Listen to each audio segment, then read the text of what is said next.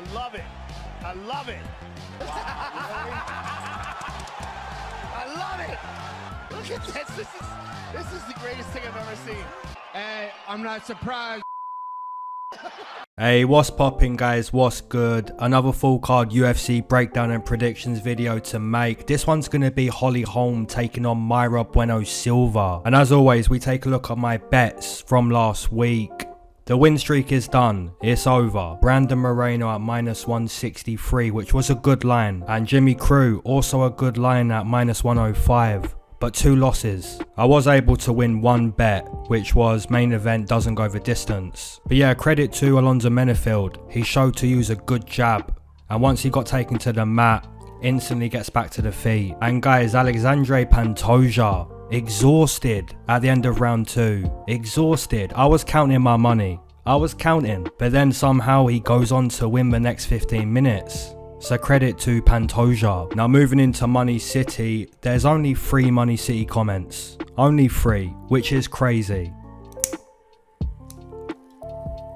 As always, we spark the blunt for the champions. Let's go. That's money. Now guys, please don't forget to feature in MoneyCity. You've got to hashtag your comment. Don't edit your comment. And also your comment can't be left after the event. So if you don't hashtag your comment, if your comment gets edited, or you leave your comment after the event, you're not going to feature on MoneyCity. And guys, big shout out to Sean. Guys, Sean is definitely the reigning defending champion of MoneyCity at the moment. Look for Sean in the comments. He don't miss. Alright guys, let's go. Alright guys, moving into the first matchup on this card, we've got Ashlee Evans-Smith taking on Ailin Perez. So the veteran in this matchup will be Ashlee Evans-Smith. She's had 8 UFC fights. However guys, she's not fought in 2.5 years because of spinal surgery, and she's now 36 years old. She is pretty tough-nosed. But the spinal surgery, the inactivity, the aging, is kind of concerning. On the flip side, Ailin Perez isn't going to be as experienced as Ashlee Evans-Smith. She's probably more likely to make mistakes in the octagon. She's not got as much cage time as Ashlee Evans-Smith. But guys, if we had to pick between an aging veteran coming off spinal surgery or a judo player in Ailin Perez who's still learning on the job, if we had to pick between those 2 risk factors, in my opinion, give me Ailin Perez to get the takedowns in this matchup. She got out grappled by Stephanie Egger in her UFC debut, but Stephanie Egger is a black belt in judo and a fairly accomplished BJJ player. Whereas Ashlee Evans-Smith, I think the aging, inactivity, late career surgery and injuries will probably show in her performance. So in my opinion, let's side with Ailin Perez. Alright, moving into a matchup between Deaton taking on Alex Munoz. Now guys, looking at Deaton with his UFC debut, he did fail to keep this matchup on the feet, which resulted in Joe Solecki being successful with his jiu-jitsu. Even when the fight was on the feet, Deaton really didn't do anything too impressive. His opponent, Alex Munoz, primarily a wrestler, he's looking for takedowns. Right, if we look at his UFC debut against Nasrat, he got dusted, he got dominated. It was basically a striking matchup where Nasrat just looked levels above in the boxing. And Munoz kind of looked uncomfortable getting hit. You know, he didn't really look confident. Against Luis Pena though, it was a much better performance. You know, his calf kicks done some good damage, but he also got tired. And the moment he got tired, the wrestling it faded. In my opinion, both Deaton and Alex Munoz are probably not good enough to be in the UFC. And it's probably like a pink slips matchup where if you lose, you do get cut. In my opinion, guys, I'm going to be siding with who's more active. That's going to be my deciding factor with this matchup. And the fighter that's more active is Deaton, so that's going to be my pick. Alright, moving into a matchup between Tyson Nam taking on Azat Maksum. Now guys, Tyson Nam is nearly 40 years old at flyweight, and that's going to be one of the biggest red flags I'll see today. He is really powerful, definitely got KO power, and you see that against Ode Osbourne, right? The way he knocked out Ode Osbourne, pretty good, but Ode Osborne's got horrible fight IQ. And guys, if you look at Maksum, he's not throwing flying knees. He's more traditional, hands up, feet moving. His takedowns are good. He's pretty composed. The speed is also good. And remember, flyweight is more about speed and less about power. Of course, it's always great to possess big knockout power, but speed kills, even more so at 125. Tyson Nam's got like a puncher's chance at best. If he does win this matchup, it's going to be a big connection that results in Maksum experiencing his first loss as a mixed martial artist. I'm not going to predict that to happen though. Like I said, nearly 40 years old at flyweight is a massive red flag. So for me, give me Maksum to win this matchup. Alright, moving into the next matchup, we've got Genaro Valdez taking on Evan Elder. Now guys, this is a pretty good matchup. If we look at Valdez in his UFC debut, guys, please go back and rewatch that. Please go rewatch his debut. My guy Genaro Valdez gets dropped like 6 times in round 1. 6 times. Come on now, my goodness. Then he lost to Natan Levy. And by the way, it was Matt Frivola that dropped him and steamrolled him 6 times, which was kind of funny, but yeah. Then he lost to Natan Levy, and Natan Levy's got some good karate techniques, which did help him win that matchup. Now on the flip side, Evan Elder, big respect. Big respect to Evan Elder with his performance against Nazim Sadikov. He done really well in that matchup. Both guys traded nasty techniques, and both guys connecting with those techniques. Unfortunately though, Nazim was able to stop Evan Elder later in that fight. Opened up a nasty cut just above the right eye. Now guys, in my opinion, Valdez is a wild man. You know, a Mexican wild man, where Evan Elder is more composed. He's also a mad man, but his madness is more under control. So yeah, you've got a matchup where Valdez is going to be throwing, he's going to be looking for a knockout, and Evan Elder's more composed. So I can kind of see Genaro Valdez landing with some big shots, but Evan Elder's going to be the one who's landing more frequently, you know, at a higher clip. And that's just because he's more composed. I do think there's a really good chance this matchup doesn't go the distance. And in my opinion, I'll be siding with Evan Elder. He's more composed. You know, the jab is better, the 1-2's better. He's got good heart, good determination, good cardio, good toughness. Valdez is all of that too. You know, he's all of that, but the striking defense isn't as good, and he's just too wild. So yeah, give me Evan Elder to win the matchup. Alright, moving into a matchup between JDM taking on Bassil Hafez. Guys, why are we giving JDM this matchup? Why are we giving JDM this opponent? Why are we doing that? So we've gone from Sean Brady to a muscled hamster to this guy. And to be honest, when I watched the tape on Bassil, he is pretty powerful. You know, he's got knockout power. But JDM is just fantastic. You know, his boxing is super good. And I think if Bassil can connect, find a big knockout, that's impressive. But the chances of that happening, at most, I'll say 10%, maybe 15%. So yeah, give me JDM to dust Bassil Hafez. Alright, moving into the next matchup, we've got Austin Lingo taking on Malq Costa. Now guys, Austin Lingo arguably had one of the very worst UFC debuts I've ever seen. Yusuf Zalal literally outclassed Lingo in every single area you could be outclassed. Austin Lingo landed like 15 strikes in 15 minutes. However guys, credit to Austin Lingo for redeeming himself.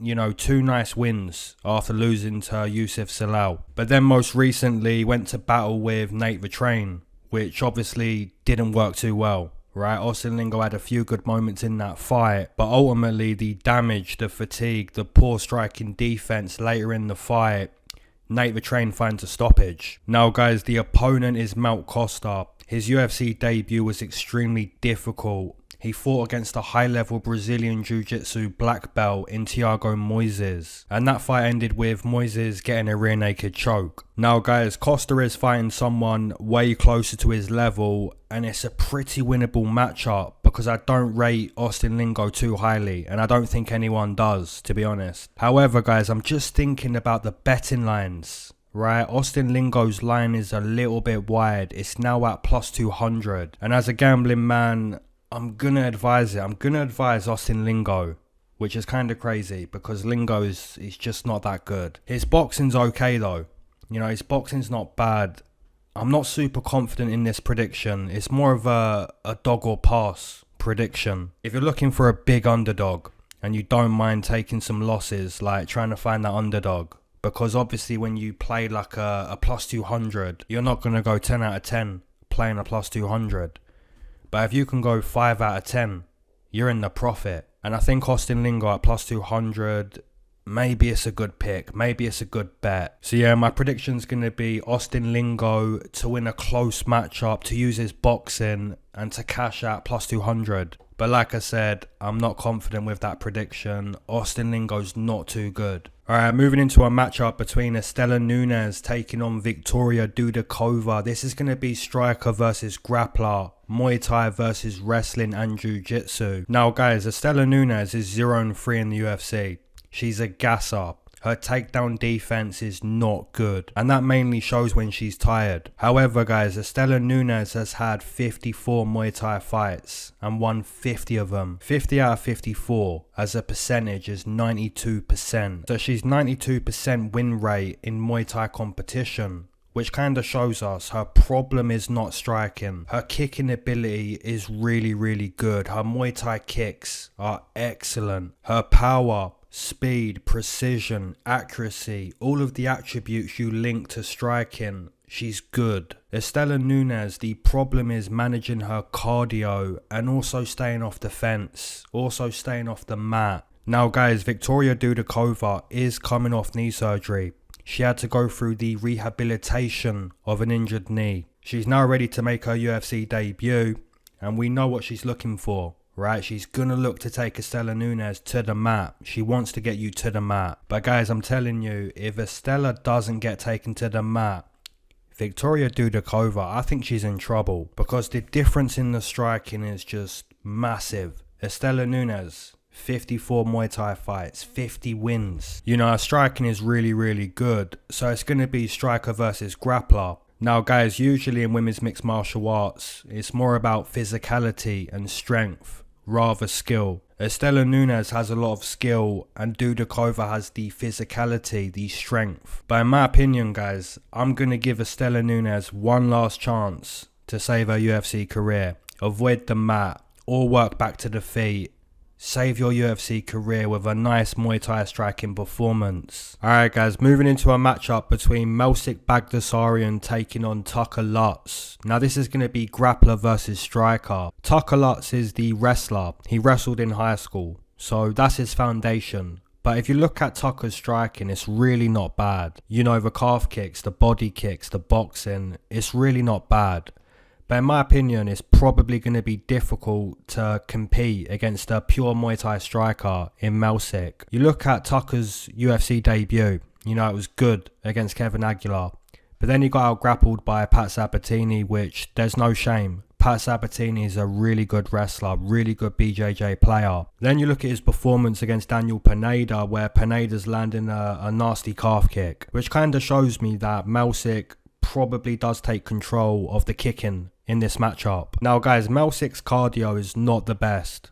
It's not great. You know, after a few of those Muay Thai kicks, he kind of becomes flat-footed. But guys, in my opinion, if Tucker wants to do well in this matchup, you should really look to grapple with Melsik. You know, like I said, Melsik's cardio is not the best. But how do you bring that fatigue out of Baghdasaryan? How do you do it? In my opinion, it's not going to be going technique for technique, striking with Melsik. If you're Tucker Lutz, you go back to the foundation, you know, the high school wrestling. So that's really my breakdown with this matchup. I think if Tucker Lutz is going to do well, he's going to grapple with Melsik, fatigue him, bring him to the mat, push him against the fence. If Melsik is going to do well, it's going to be a chess match, kick for kick. So really you've got to pick what you think's going to happen.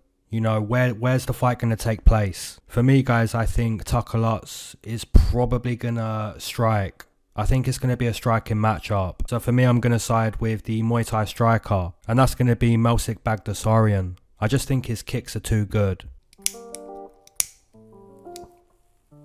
As always guys, if you waited to smoke with me, amen. If you've been smoking this whole time, double amen. If you're not a smoker but you enjoy the smoke breaks, That's always been a triple amen gang. Let's go. Amen gang, MoneyCity gang, smoke break gang, gang, gang, gang. Okay, so it's pretty obvious what we're going to speak about in this smoke break. Duplessis. Okay. What Duplessis done to Robert Whittaker, I will not forget. I will not forget that. I will not forgive that. I didn't even bet that fight, but I want my Whittaker money back. I really will not forget that. It's one of those performances where you kinda wish it never happened, you know, but at the same time, you're willing to accept it was nasty work, like super nasty work, and he shall meet player one. And guys, I'll say it now, I didn't bet that Duplessis Whittaker matchup, but I will be betting on Baghdasaryan. I'll make that bet. I'll make that bet real early. Don't get it twisted. Baghdasaryan and still player one. Let's go. Alright, moving into a matchup between Terence McKinney taking on Nazim Sadikov. Banger. Absolute banger. Fireworks, violence, entertainment, popcorn, blunt smoke. Banger. Guys, I cannot wait for this matchup. Terence McKinney is kill or be killed. He literally goes 0 to 100. Like guys, the moment the ref says, "Are you ready?" and McKinney answers yes, that's the moment the entertainment starts. That's the moment McKinney literally goes 0 to 100. However guys, as we know, if you're just a one-round fighter, it's going to be extremely difficult to become a champion in the UFC. It's going to be extremely difficult to even get yourself close to the top 5. And also, Terence McKinney is coming off a super bad knockout loss. A really bad loss. And if we look on the flip side, Nazim Sadikov, he's not as proven as Terence McKinney, but he does seem more well-rounded. He does seem more willing to fight over 15 minutes. And his striking against Evan Elder and even on the Contender Series, you know, it looks good. He seems more likely to find a late stoppage or even win a decision against Terence McKinney. But guys, I really doubt this matchup is going to go 15 minutes. I really doubt it. And that's because Terence McKinney is just looking for a round 1 stoppage. And Nazim Sadikov is 1-0 in the UFC. He's looking to go 2-0. He's looking to scrap. He's looking to strike. And his coach is Ray Longo. He trains with Aljamain Sterling. So he's on that Brooklyn shit. You know what I'm saying? So give me Nazim Sadikov to beat Terence McKinney. Alright, moving into a matchup between Ottman Azat taking on Francisco Prado. This is going to be Muay Thai versus Taekwondo. Ottman Azat being the Muay Thai striker and Francisco Prado being the Taekwondo striker. Guys, there's also a 12-year age difference in this matchup. Azat being the older fighter and Prado being like 21, 22. Now guys, Ottman Azat showed to be super aggressive, super powerful in his first 2 UFC matchups. But then he had some time off, came back and got absolutely dusted by Matt Frivola. And guys, not only did he get dusted, his speed wasn't there, the timing was off, the aggression was gone, the confidence was gone. Honestly, it didn't look like Ottman Azat. The performance was so off. And I don't want to accuse Ottman of taking steroids, but his performance was that off. It kind of looked like he was off something else. Now on the flip side, Prado, he struggled in his UFC debut against Jamie Malq. Couldn't really get the timing of Jamie Malq, which is kind of surprising when you think about it, because Jamie Malq is like one of the most hittable fighters on the roster. But yeah guys, in this matchup, more than likely someone's going to drop. You know, will Ottman drop or will Prado drop? In my opinion, I'm going to side with Francisco Prado. He's younger than Ottman Azat, and his performance was so off against Matt Frivola, it's kind of difficult to want to pick Ottman in this matchup. So for me, I'm going to side with Francisco Prado. Alright guys, moving into a matchup between Norma Dumont taking on Chelsea Chandler. Now both of these girls are brown belts in Jiu-Jitsu. However guys, if we look at who's got the better ground and pound, who's more dangerous on the mat, I'd say it's Chelsea Chandler. Norma Dumont is a Sanda champion from Brazil, which is kind of strange because you'd expect a Brazilian to practice Muay Thai and Jiu-Jitsu. But Norma Dumont chose Sanda and Jiu-Jitsu. Now guys, Norma Dumont has definitely got better since her UFC debut. Her kicks are probably her best weapons, and her hands are pretty heavy. I would say Norma fights at a pretty slow pace, whereas Chelsea Chandler's going to want to force a higher pace. So you've got a clash of paces. Norma doesn't want as much chaos. You know, she's going to fatigue at times. Whereas Chandler will try to push Norma against the fence, bring her to the mat and impose her ground and pound. look for a stoppage on the mat. You've also got to remember that Chelsea Chandler is fairly inexperienced, so I wouldn't be shocked if Norma dropped her with a nasty hook. But then again, I wouldn't be shocked if Chelsea was able to impose her grappling, fatigue Norma and find a ground and pound stoppage. It's a pretty good matchup, to be honest. I'm going to side with the underdog Chelsea Chandler to find a stoppage on the mat. It could be a ground and pound stoppage or it could be a submission. I think Norma's going to fatigue. You know, Norma's technically better from a striking perspective. You know, she's more powerful, the kicks are good. But if Chelsea Chandler can force Norma to fight at a higher pace, she's going to fatigue. And that's why I'm going to side with the underdog, Chelsea Chandler. Alright, moving into the co-main event, we've got Duraev taking on Park. And this is going to be wrestling versus boxing. Duraev being the wrestler and Park being the boxer. Park can also grapple. You know, he showed that recently against Dennis Tululin. He also showed that against John Phillips and also showed that against Joseph Holmes. So Park is good at both boxing and wrestling, whereas Duraev is just more of a wrestler, not so much a striker. Guys, I did cash Duraev at like plus 200 against Chidian Jaquani, but his performance was kind of disappointing. You know, early in round 1, his wrestling's good, and then for the remaining 10 minutes, he doesn't wrestle. You know, just slows down and the wrestling just disappears. He also swells up like a balloon if you can connect with your punches. You know, you see that against Buckley. So yeah, guys, in my opinion, I'm going to pick against Duraev. I'm going to pick Park because he's got better boxing and can also compete with Duraev when it comes to grappling. I would kind of be shocked if Duraev won this matchup, and that's just based off his most recent performances. You know, they haven't been too good. Against Buckley, the performance ain't good. Against Roman Kopylov, he wins the fight, but the performance ain't good enough. Against Chidi, this is a win, but again, it's a lackluster performance. So yeah, I kind of think the boxing and wrestling of Park should be good enough in this co-main event spot, and that's going to be my pick. Alright, moving into the main event, we've got the Preacher's daughter, Holm, taking on Mayra Bueno Silva. The former champion, a brilliant boxer, a brilliant kicker, even a good grappler. Holm is still a very, very difficult fight for anyone at 41 years old. She absolutely dusted Yana Santos. Essentially beat Yana Santos at her own game, which was very, very satisfying to watch. And I kind of dislike Yana's style. You know, Yana's got like the bully style. So to see Holm do that to Yana, super satisfying. Now the opponent, Mayra Bueno Silva, her jiu-jitsu is extremely good. There's absolutely a chance she could snatch Holly's arm, snatch her neck, snatch her leg. There's absolutely a chance that Mayra could win this matchup by submission. But in my opinion, guys, Holm's distance management is super good. Her ability to control the opponent with footwork, good kicks, good boxing, just her experience. It's all going to show in this main event, in my opinion. And I think Holm would win this matchup around 65% of the time. And that's kind of being fair to Mayra Bueno Silva. Silva is younger. Her calf kicks are really heavy. Her punches are powerful, but I think she's going to struggle with the range of Holm. Kinda similar to Irene Aldana, who also struggled to find the target against Holm. So yeah, guys, in my opinion, the Preacher's daughter, the former champion, Holm, is the prediction to make for this main event. Maybe a late stoppage or a decision win. And if you like Mayra Bueno Silva to win this matchup, look at the submission prop or inside the distance prop, because both of those props are going to be big plus money, and they probably hit if Silva wins. I kind of doubt Silva over 25 minutes. Silva hasn't got the experience to win over 25 minutes. She's got to stop Holm. But my prediction will be Holm, the former champion, the Preacher's daughter, to win this main event. As always, guys, drop your main event prediction, your co-main, straight bets, parlays, MoneyCity bets. Drop all that in the comment section below. And as always, keep your eyes to the sky, never glued to your shoes. Peace.